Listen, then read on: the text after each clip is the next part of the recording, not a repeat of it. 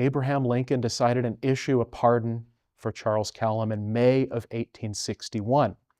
But unfortunately for him, it arrived too late.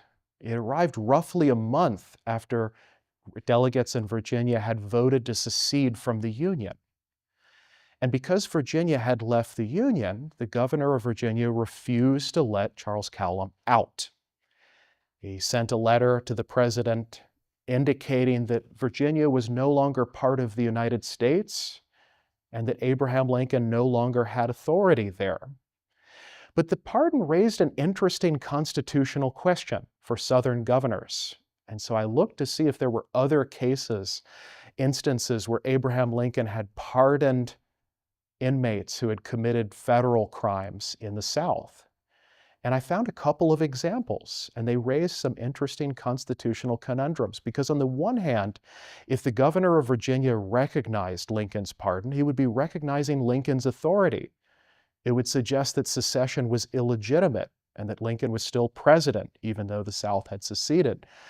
But on the other hand, if he rejected the pardon and refused to release Charles Cowlam, it would mean holding an inmate who had been convicted by a foreign government. Charles Cowlam had violated no law against the Confederate States or against the laws of Virginia. He had violated the laws of the United States by stealing from the post office. So this raised an interesting constitutional dilemma, and I found another case in Georgia where an inmate filed a writ of habeas corpus saying, "Help, help, I'm being imprisoned by a foreign government. I was convicted against the laws of the United States, and now I'm being held in Georgia." And this went all the way to the Georgia Supreme Court, which ruled against him. In this case, the Confederate judge ruled that only Abraham Lincoln could pardon this inmate convicted of a federal crime, and that Georgia remained a contractor for the federal government, and as so long as Congress continued to pay the 30 cents per day to maintain his room and board, they would continue to incarcerate him. An interesting dilemma for the Confederate South. So with his pardon from Lincoln refused, Charles Cowlam decided to change his story. He realized that presenting himself as a youthful offender from Michigan, a loyal state to the Union, wasn't going to fly with Jefferson Davis. So he exaggerated his credentials and produced some Southern relatives.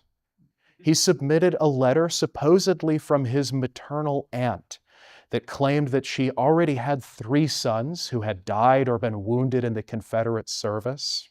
She indicated that one was buried in a soldier's grave at Shiloh, another buried somewhere in an unmarked grave on the banks of the Rappahannock, and a third that she described as a maimed and helpless creature, wounded and insane as a result of the experiences that he'd encountered in battle. She indicated to Jefferson Davis that her only regret was that she did not have a 4th son to give for Southern independence, and she hoped that Charles Cowlam would fulfill that role.